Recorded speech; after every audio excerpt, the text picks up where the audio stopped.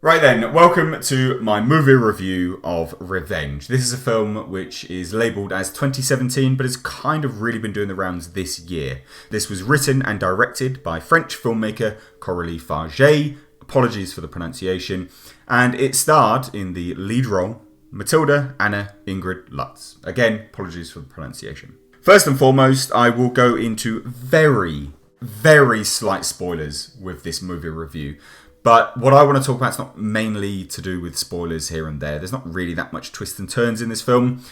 It is kind of what you know you're going to get when you watch the trailer, but better. 1,000 times better. And what I want to talk about mainly is how it's shot and how the sound is mixed and the use of colour and just the cinematography overall, and also how it promotes a strong female character in a positive way where other movies have completely failed. So that out of the way, what is this film about?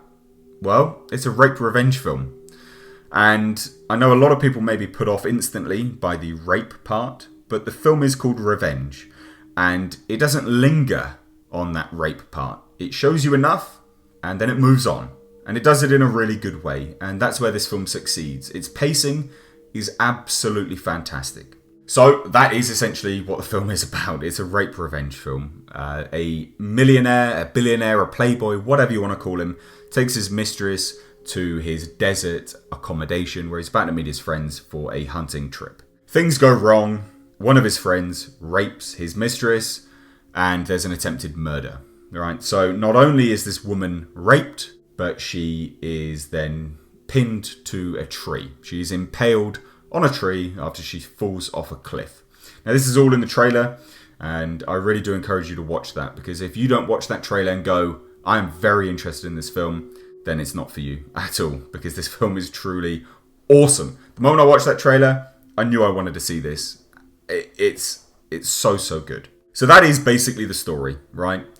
The woman manages to survive and goes off on a huge revenge trip. And the revenge part, like I said, is the bulk of this movie. And that's where it really succeeds. It doesn't linger too much on things which are really not important at all. It gets right into the meat of the action and is a great representation of why you call a movie certain things. You know? Take Fantastic Four, for instance. The Fantastic Four are barely in that movie in terms of being the actual Fantastic Four. This movie is called Revenge. That is the bulk of this movie. It goes right into the revenge part. And Coralie Fargeat is someone who is now massively on my radar. I want to see what this person does next. I want to see her previous work. This filmmaker is truly accomplished. This movie takes risks. And not only in the subject matter, because of course a rape revenge film is not massively wide appealing, so the subject matter itself is a huge risk. But in terms of how it's shot, is risky. It is artistic, it is stylish. The use of sound and contrasting colours, again, it's risky in terms of modern day standards of films. Not a lot of people do these things anymore. And I can liken this film to, say, a Quentin Tarantino film, in the use of sound, odd colours, and how close-ups occur, how slow motion occurs, and also how much blood is in this film. This film is an absolute bloodbath, but it is a beautiful bloodbath, and I know that sounds really odd, but you would know when you see this film. You're enthralled, you're engaged, and you're disgusted all at the same time. But how this film is also similar to a Quentin Tarantino film is in how the universe they've established works. Now, what I mean by that is, say, take Kill Bill for instance. In a Kill Bill film, there is so much blood that it doesn't make sense. It doesn't make sense in terms of real world, but it makes sense in the universe that they've established, and they don't push for it to make sense under our own terms. This film does exactly the same thing. There are trails of blood where you look at it and you go, she would be dead by now, or he would be dead by now, or whatever. But it works. And it doesn't ask you to accept it, you just do, because of how they've set this movie up. There are scenes where you go, this woman should have died, he should have died. But again, it makes sense as to what they've established. And like I say, that's not where the similarities kind of end. There are great uses of sound which I could liken to a Tarantino film. But I will say this, is that Coralie Fargeat has created something which is not... It's not a Quentin Tarantino film. There are only comparisons. This movie absolutely stands up on its own. This is truly a representation of a director that has gone, this is me. This is what I'm about. This is what I've created. This is my film. And this is absolutely what this film industry is missing in today's day and age. Unique styles, unique directors putting their own take on things, showing their own cinematography, their own shots, how they want this film to be played out. Too often are films carbon copies of one another. Too many times are films just paint by numbers, first, second and third acts, and you know what's going to happen, and it's just too similar. This film is absolutely unique. So when I liken it to a Tarantino film, I don't want you to be misconstrued and think that it is a homage or a carbon copy or ripped directly from things that have probably been seen by the director. It's not that at all. So when I started the review, I also told you that this is a great representation of a strong female character where others have failed.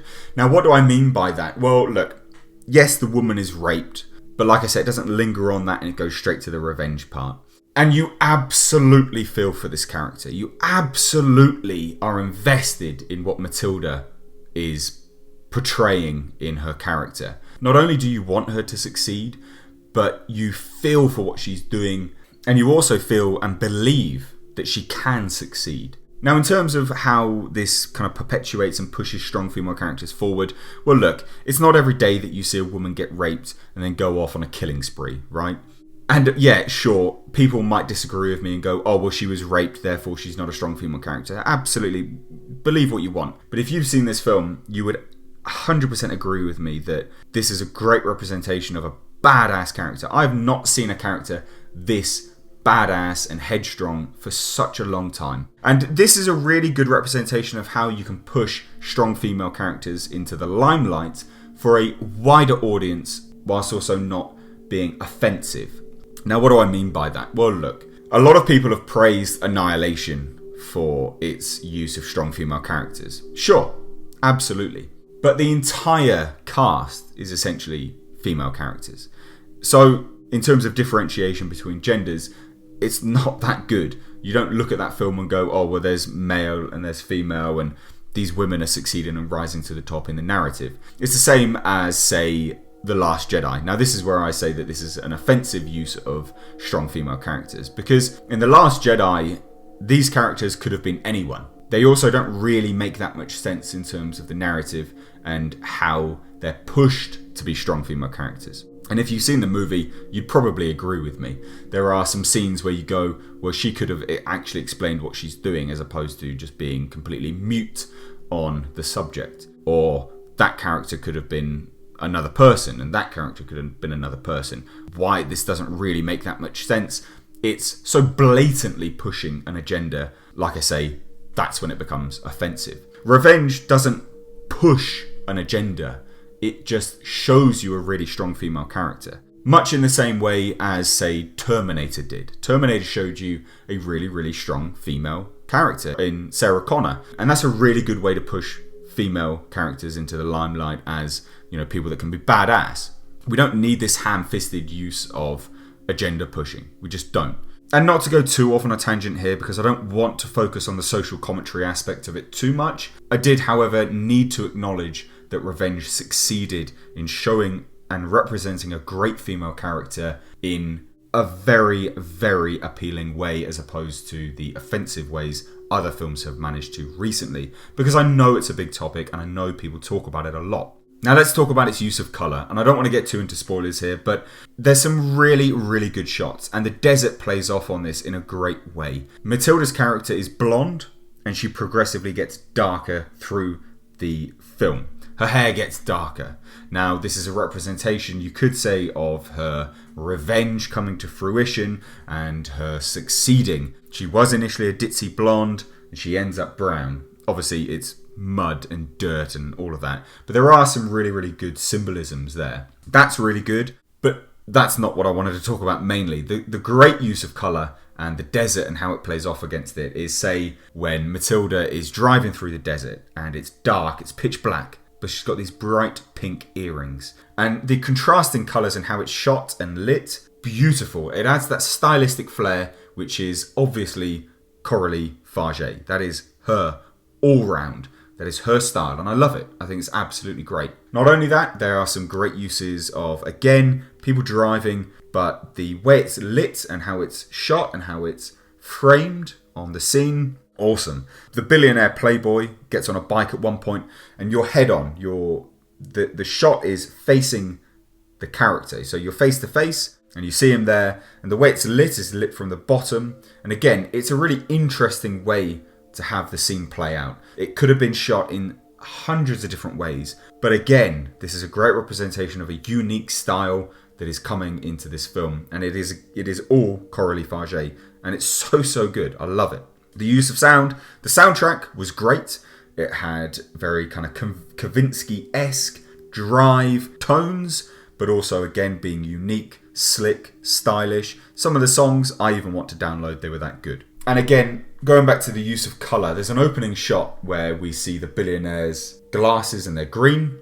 And one of the contrasting shots that stayed with me is that towards the third act, you see two characters meet, and between them is a pane of glass, and it's green. And those two contrasting shots and how they kind of line up to one another really stayed with me when I watched this film. I thought to myself, my God, that is really clever. And I don't know why it stayed with me so much, but there's so much about this film I could just praise and yabber on about. But in short, it is a unique, slick, stylish, beautiful bloodbath with a badass female lead.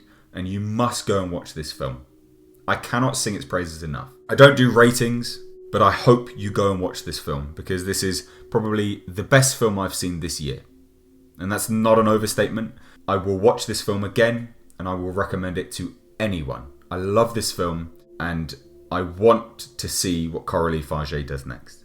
So if you've seen this film, please let me know your thoughts down below in the comment section, whether you agreed or disagreed with anything I had to say in this movie review.